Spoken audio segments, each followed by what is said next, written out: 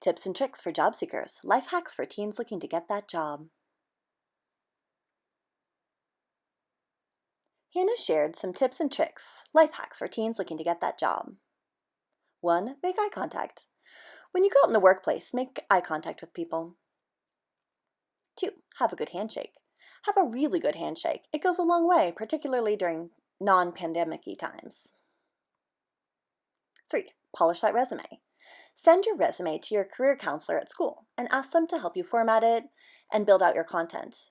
They're there to help you, so make sure to ask. You can always ask a teacher to take a second look at what you prepare as well. 4. Send a handwritten thank you note. When interviewing, make sure to take down the names of the people who are interviewing you so that you can send them a handwritten thank you note afterward. Those little tricks have gotten me a long way. Go to Mind of a Scientist, Episode 1 to hear more from Hannah.